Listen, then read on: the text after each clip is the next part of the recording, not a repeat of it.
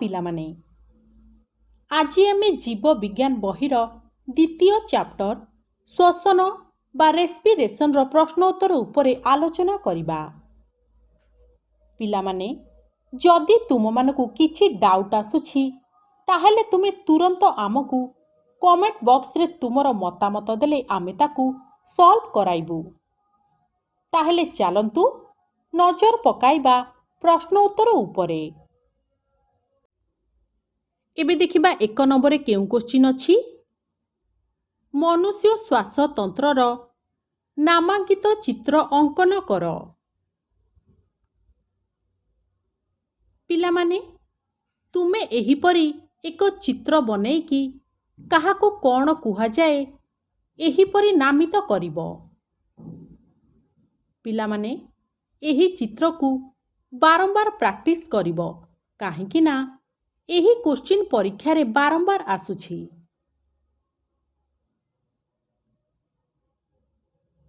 परीक्षा रे एही क्वेश्चन आसिले तुमे भलसे एही चित्र को आंकिकी काहाको नासा रंध्र नासा पथ ग्रसनी स्वर पेटिका श्वासनली बाम फुसफुस दक्षिण फुसफुस श्वासनलिका अंतः पंजरा स्थान मध्य छंदा काहाको कहती तुमे एहिपरि दर्शाई देब। पिलामाने एबे देखिबा 2 नंबर कोन क्वेश्चन अछि विभिन्न प्रकार स्थिति रे श्वसन बेले ग्लूकोज अणु किपरि भांगे रेखा चित्र रे दर्शाओ। पिलामाने एही चित्र रे तमे माने देखि पारुथिबो कार्बन युक्त पाइरुभिक अम्ल को 3 भागरे विभक्त करा जाइछि। 1 अम्लजान अनुपस्थिति 2 अम्लजान अभाव एवं 3 अम्लजान उपस्थिति। पिलामाने एही चित्र को बारंबार प्रैक्टिस करिवो काहेकि ना एही क्वेश्चन परीक्षा रे बारंबार आसुछि।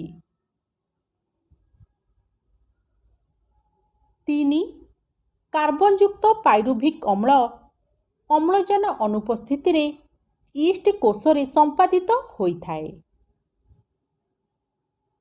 2 कार्बन युक्त इथाइल अंगारकाम्ल और शक्ति निर्गत होइथाए।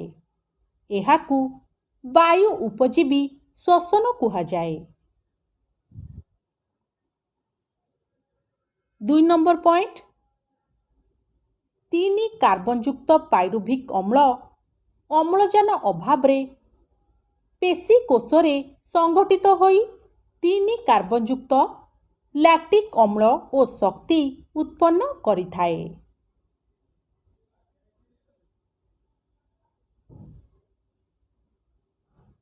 सेहीपरि 3 कार्बन युक्त पाइरुभिक अम्ल अम्लजान उपस्थिति रे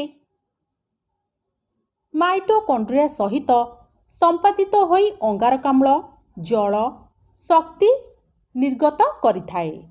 एहाकू वायु उपजीवी श्वसन कुहा जाए। पिलामाने एबे देखिबा 3 नंबर कोन क्वेश्चन अछि संवातन और गैस परिवहन किपरि हुए लेख। एबे देखिबा संवातन रे कोन कोन अछि। प्रथम पॉइंट संवातन एक 2 पर्याय विशिष्ट घटना।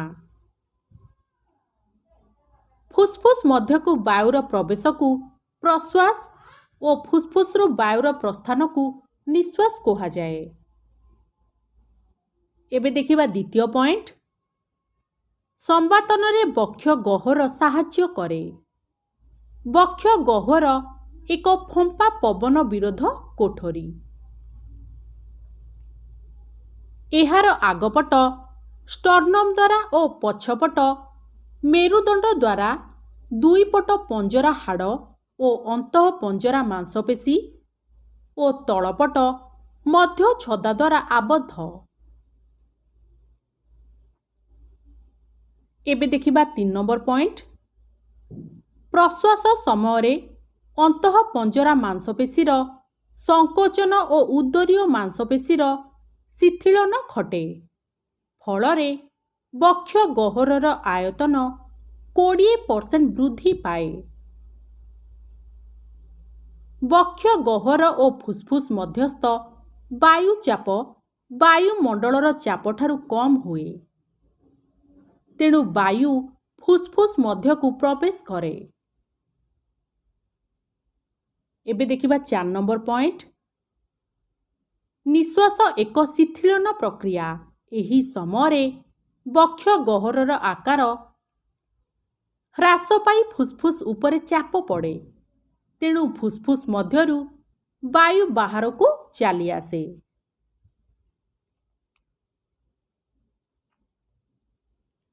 ଏବେ ଦେଖିବା ଗ୍ୟାସ୍ ପରିବହନ। ପ୍ରଥମ ପଏଣ୍ଟ,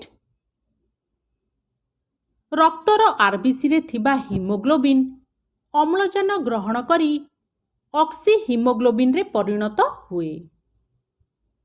ଦ୍ୱିତୀୟ ପଏଣ୍ଟ, ଅକ୍ସି ହିମୋଗ୍ଲୋବିନ୍ ରକ୍ତ ମାଧ୍ୟମରେ ବାହିତ ହୋଇ ପ୍ରତ୍ୟେକ କୋଷ ନିକଟରେ ପହଞ୍ଚେ। କୋଷ ଅକ୍ସି ହିମୋଗ୍ଲୋବିନ୍ରୁ ଅମ୍ଳଜାନ ଗ୍ରହଣ କରି ଶ୍ୱାସକ୍ରିୟା କରେ। ଫଳରେ ଅଙ୍ଗାରକାମ୍ଳ ନିର୍ଗତ ହୁଏ। ଏବେ ଦେଖିବା 3 ନମ୍ବର ପଏଣ୍ଟ। ଅଙ୍ଗାରକାମ୍ଳ ରକ୍ତକୁ ଚାଲି ଆସେ ଓ ରକ୍ତ ମାଧ୍ୟମରେ ବାହିତ ହୋଇ ଫୁସ୍ଫୁସ୍ରେ ପହଞ୍ଚେ ଓ ବିସରଣ ପ୍ରକ୍ରିୟା ଦ୍ୱାରା ରକ୍ତରୁ ଫୁସ୍ଫୁସ୍ର କୋଟାରିକା ବାଟ ଦେଇ ବାୟୁମଣ୍ଡଳକୁ ନିର୍ଗତ ହୁଏ। ଏବେ ଦେଖିବା 4 ନମ୍ବରରେ କ'ଣ କୋଶ୍ଚିନ୍ ଅଛି। ବାୟୁ ଅପଜୀବୀ ଶ୍ୱସନ ଓ ବାୟୁ ଉପଜୀବୀ ଶ୍ୱସନ ମଧ୍ୟରେ ପାର୍ଥକ୍ୟ ଲେଖ। ପ୍ରଥମେ ଦେଖିବା ବାୟୁ ଅପଜୀବୀ ଶ୍ୱସନ। 1. ଅମ୍ଳଜାନ ଅନାବଶ୍ୟକ। 2. ଏଥିରୁ କମ୍ ଶକ୍ତି ଉତ୍ପନ୍ନ ହୁଏ। 3. ଏଥିରେ ଇଥାନଲ, ସୁରସାର ବା ଲାକ୍ଟିକ୍ ଅମ୍ଳ ସୃଷ୍ଟି ହୋଇଥାଏ। 4. ଏଥିରେ ଗ୍ଲୁକୋଜର ଅସମ୍ପୂର୍ଣ୍ଣ ଜାରଣ ହୁଏ।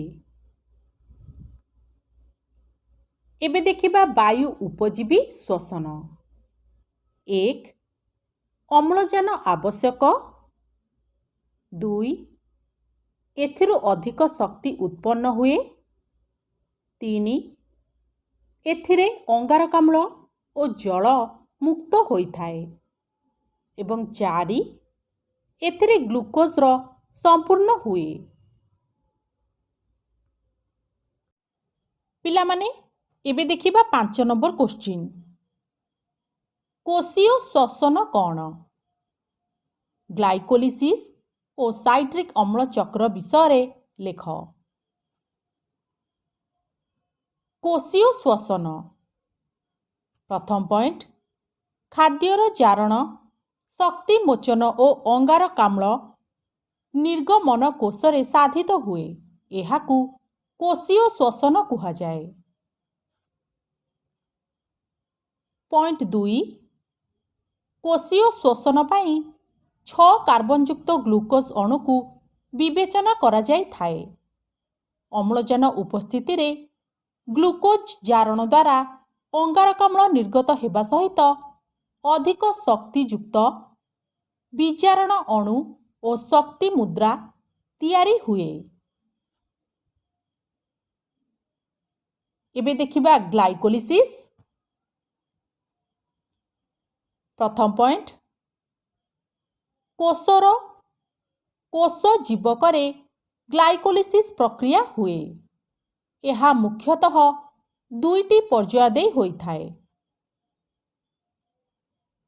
ପ୍ରଥମ ପର୍ଯ୍ୟାୟରେ 6 କାର୍ବନଯୁକ୍ତ ଗ୍ଲୁକୋଜ୍ ଅଣୁ ଏଟିପି ଗ୍ରହଣ କରି ଉଦ୍ଦୀପିତ ହେବା ଦ୍ୱାରା 2ଟି 3 କାର୍ବନଯୁକ୍ତ ସରଳ ଶର୍କରାରେ ବିଭକ୍ତ ହୁଏ। ଦ୍ୱିତୀୟ ପର୍ଯ୍ୟାୟରେ ପ୍ରତି 3 କାର୍ବନଯୁକ୍ତ ଶର୍କରା ଜୈବ ରାସାୟନିକ କ୍ରିୟା ଦ୍ୱାରା ପାଇରୁଭିକ୍ ଅମ୍ଳରେ ପରିଣତ ହୁଏ। ଏବେ ଦେଖିବା ସାଇଟ୍ରିକ୍ ଅମ୍ଳ ଚକ୍ର। ମାଇଟୋକଣ୍ଡ୍ରିଆର ମ୍ୟାଟ୍ରିକ୍ସରେ ସାଇଟ୍ରିକ୍ ଅମ୍ଳ ଚକ୍ର ପ୍ରକ୍ରିୟା ସଂଗଠିତ ହୋଇଥାଏ। ଅମ୍ଳଜାନ ଉପସ୍ଥିତିରେ ପାଇରୁଭିକ୍ ଅମ୍ଳ ମାଇଟୋକଣ୍ଡ୍ରିଆ ଭିତରକୁ ପ୍ରବେଶ କରେ ଓ ସାଇଟ୍ରିକ୍ ଅମ୍ଳ ଚକ୍ରରେ ଭାଗ ନିଏ। ପିଲାମାନେ ଏବେ ଦେଖିବା 6 ନମ୍ବର କ୍ୱେଶ୍ଚିନ୍। କୋଷୀୟ ଶ୍ୱସନ ଆଧାର ବିଷୟରେ ଲେଖ। ପଏଣ୍ଟ 1 କୋଷ ଭିତରେ କୋଷ ଜୀବକ ଥାଏ ଓ କୋଷ ଜୀବକ କୋଷ ଝିଲ୍ଲି ଦ୍ୱାରା ଆବୃତ। ପଏଣ୍ଟ 2 ଏଥିରେ ବିଭିନ୍ନ ଅଙ୍ଗିକା, ଏଞ୍ଜାଇମ୍, ପୋଷକ ଅଣୁ ଇତ୍ୟାଦି ଥାଏ ଏବଂ କୋଷ ଜୀବକରେ ଗ୍ଲାଇକୋଲିସିସ୍ ପ୍ରକ୍ରିୟା ସମ୍ପାଦିତ ହୋଇଥାଏ। ପଏଣ୍ଟ 3 ମାଇଟୋକଣ୍ଡ୍ରିଆ ଅଙ୍ଗିକା ଦ୍ୱିସ୍ତରୀୟ ଝିଲ୍ଲି ଦ୍ୱାରା ଆବୃତ। ଏହାର ଭିତର ରସପୂର୍ଣ୍ଣ ଅଂଶକୁ ମ୍ୟାଟ୍ରିକ୍ସ କୁହାଯାଏ। ପଏଣ୍ଟ 4 ଏଥିରେ ବିଭିନ୍ନ ଜୈବିକ ଅମ୍ଳ, ଏଞ୍ଜାଇମ୍, ଲିପିଡ୍, ପ୍ରୋଟିନ୍ ଅଣୁ ଇତ୍ୟାଦି ରହିଥାଏ। ପଏଣ୍ଟ 5 ଦ୍ୱିସ୍ତରୀୟ ଝିଲ୍ଲିର ଅନ୍ତଃଝିଲ୍ଲି ମ୍ୟାଟ୍ରିକ୍ସ ଭିତରକୁ ଭାଙ୍ଗ ହୋଇ ପଶି ଆସିଥାଏ। ଏଭଳି ଭାଙ୍ଗକୁ କ୍ରିଷ୍ଟି କୁହାଯାଏ। ପଏଣ୍ଟ 6 ମ୍ୟାଟ୍ରିକ୍ସରେ ସାଇଟ୍ରିକ୍ ଅମ୍ଳ ଚକ୍ର ପ୍ରକ୍ରିୟା ଓ ଅନ୍ତଃଝିଲ୍ଲିରେ ଇଲେକ୍ଟ୍ରନ୍ ପରିବହନ ସଂସ୍ଥା କାର୍ଯ୍ୟ କରିଥାଏ। ପିଲାମାନେ ଏବେ ଦେଖିବା 7 ନମ୍ବର କ୍ୱେଶ୍ଚିନ୍। ଇଲେକ୍ଟ୍ରନ୍ ପରିବହନ ସଂସ୍ଥାର ବିବରଣୀ ଦିଅ। ପଏଣ୍ଟ 1 ଇଲେକ୍ଟ୍ରନ୍ ପରିବହନ ସଂସ୍ଥା ମାଇଟୋକଣ୍ଡ୍ରିଆର ଅନ୍ତଃଝିଲ୍ଲିରେ ହୋଇଥାଏ। ଏହି ସଂସ୍ଥାଟି ବିଭିନ୍ନ ପ୍ରୋଟନ୍ ଓ ଇଲେକ୍ଟ୍ରନ୍ ବାହକ ଅଣୁ ଦ୍ୱାରା ଗଢ଼ା। ପଏଣ୍ଟ 2 ଗ୍ଲାଇକୋଲିସିସ୍ ଓ ସାଇଟ୍ରିକ୍ ଅମ୍ଳ ଚକ୍ରରୁ ଉତ୍ପତ୍ତି ହୋଇଥିବା ସହକାରକ NADH2 ଓ FADH2 ଅଣୁରୁ ଏହି ସଂସ୍ଥା ଦ୍ୱାରା ପ୍ରକ୍ରିୟାକରଣ ହୋଇଥାଏ ଏବଂ ମୋଚିତ ଶକ୍ତିରୁ ATP ତିଆରି ହୁଏ। ପଏଣ୍ଟ 3 ବିଜାରିତ ସହକାରକ ଇଲେକ୍ଟ୍ରନ୍ ବାହାରି ଇଲେକ୍ଟ୍ରନ୍ ବାହକ ଅଣୁ ଶୃଙ୍ଖଳା ମାଧ୍ୟମରେ ଗତି କରେ ଓ ବାହାରୁଥିବା ପ୍ରୋଟନ୍ ଅଣୁ ମାଧ୍ୟମରେ ଦୁଇ ଝିଲ୍ଲିର ମଧ୍ୟବର୍ତ୍ତୀ ସ୍ଥାନକୁ ସ୍ଥାନାନ୍ତରିତ ହୋଇଥାଏ। ପଏଣ୍ଟ 4 ଶୃଙ୍ଖଳ ଶେଷରେ ଥିବା ବାହକ ଅଣୁ ଏକ ଏଞ୍ଜାଇମ୍ ଦ୍ୱାରା ଇଲେକ୍ଟ୍ରନ୍ ସହିତ ମ୍ୟାଟ୍ରିକ୍ସରେ ଥିବା ଦ୍ରବୀଭୂତ ଅମ୍ଳଜାନକୁ ମିଶାଇ ଜଳ ସୃଷ୍ଟି କରେ।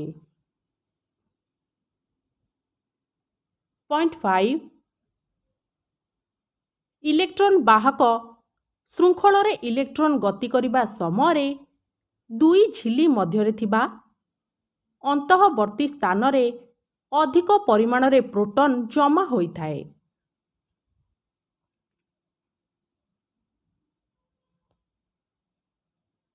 ପଏଣ୍ଟ 6 ଏହାଦ୍ୱାରା ଏକ ପ୍ରକାର ବଳ ତିଆରି ହୁଏ। ଏହି ବଳକୁ ଉପଯୋଗ କରି ATP ସିନ୍ଥେଜ୍ ନାମକ ଏଞ୍ଜାଇମ୍ ATP ପ୍ରସ୍ତୁତ କରିଥାଏ। ପିଲାମାନେ ଏବେ ଦେଖିବା 8 ନମ୍ବର କ୍ୱେଶ୍ଚିନ୍। ଗୋଟିଏ ବାକ୍ୟରେ उत्तर दियो। करे कौन क्वेश्चन अछि? बेंग किपरि श्वासक्रिया करे? आंसर बेंग मुख गह्वर और फुसफुस द्वारा श्वासक्रिया करे और शीत सुप्ति समय चर्म द्वारा श्वासक्रिया संपादन करे। बुझिपाल तो पिला माने? एबे देखिबा खरे कौन क्वेश्चन अछि? उद्भिदर श्वसन प्रक्रिया किपरि संपादन हुए? आंसर उद्भिद विसरण प्रक्रिया माध्यमरे परिवेशरू वायुरे थिबा अम्लजान ग्रहण करी संपादन करिथाए। एबे देखिबा ग श्वसनर कारक गुड़िक हेला अम्लजानर सांद्रता, अंगारकाम्लर सांद्रता, खाद्य उपादानर परिणाम, तापमात्रा और कोशरे विपाचकर उपस्थिति। एबे देखिबा घ नंबर क्वेश्चन, जैविक जारण कौन? आंसर अम्लजान दहनर सहायक होइथाए ओ दहन बेले तापशक्ति उत्पन्न होइथाए।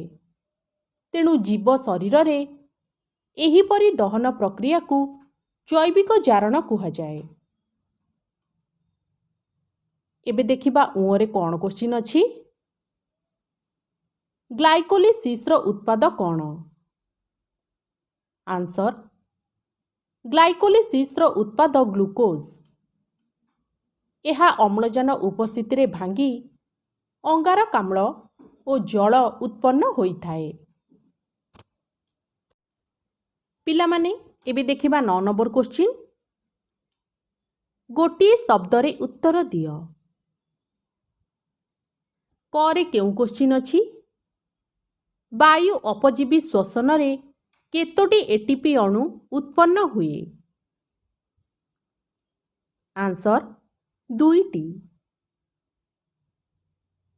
एबे देखिबा ख क्वेश्चन, ग्लाइकोलिसिस कोशर केउठारे संगठित हुए? आंसर कोश झिली रे। एबे देखिबा ग क्वेश्चन,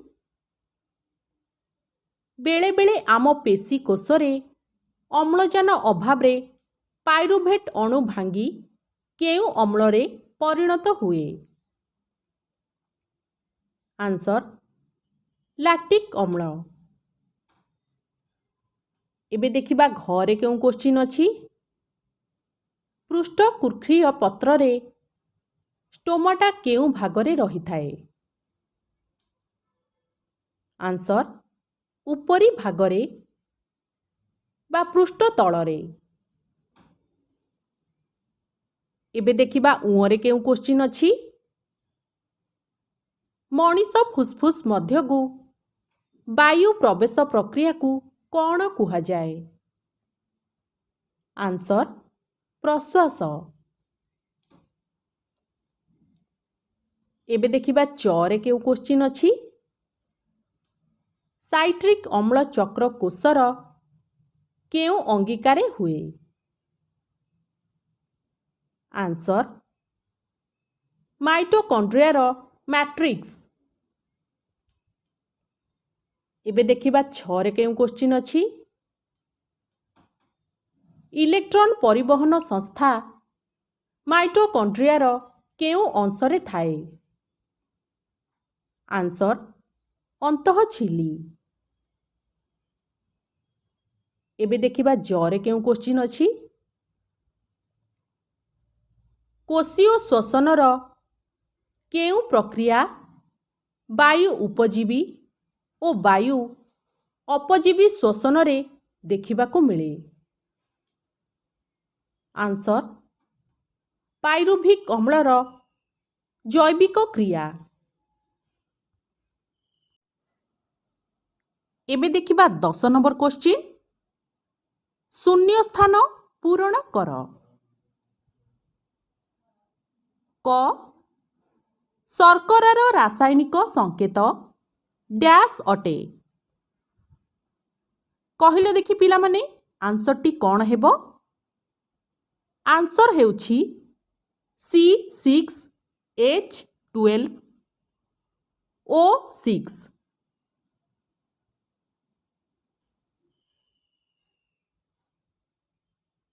ଖରେ କ'ଣ ଅଛି? ଗ୍ଲୁକୋଜ୍ ଭାଙ୍ଗି ଡ୍ୟାସ୍ ଅଙ୍ଗାରକ ବିଶିଷ୍ଟ ଦୁଇଟି ପାଇରୁଭିକ୍ ଅମ୍ଳ ଅଣୁରେ ପରିଣତ ହୁଏ। ଆନ୍ସର ହେଉଛି 3। ଏବେ ଦେଖିବା ଗ ଜୀବକୋଷର ଶକ୍ତି କେନ୍ଦ୍ର ଡ୍ୟାସ୍। Answer mitochondria. ଏବେ ଦେଖିବା ଘ ପତ୍ରର ଡ୍ୟାସ୍ ଦେଇ ଉଦ୍ଭିଦରେ ଗ୍ୟାସ୍ ବିନିମୟ ହୁଏ। ଆନ୍ସର ହେଉଛି ଷ୍ଟୋମାଟା। ଏବେ ଦେଖିବା ଉଁ ଶୀତ ସୁପ୍ତି ବେଳେ ବେଙ୍ଗ ଡ୍ୟାସ୍ ଦ୍ୱାରା ଶ୍ୱାସକ୍ରିୟା କରେ। ଆନ୍ସର ହେଉଛି ଚର୍ମ। ଏବେ ଦେଖିବା ଚ ଇଷ୍ଟରେ ଡ୍ୟାସ୍ କିଣନ ହୁଏ। ଆନ୍ସର ହେଉଛି ସୁରସାର। ପିଲାମାନେ ଏବେ ଦେଖିବା 11 ନମ୍ବର କ୍ୱେଶ୍ଚିନ୍ରେ କ'ଣ ଅଛି। ବାକ୍ୟରେ ଚିହ୍ନିତ ରେଖାଙ୍କିତ ଶବ୍ଦ ଶବ୍ଦପୁଞ୍ଜକୁ ବଦଳାଇ ଠିକ୍ ବାକ୍ୟରେ ଲେଖ।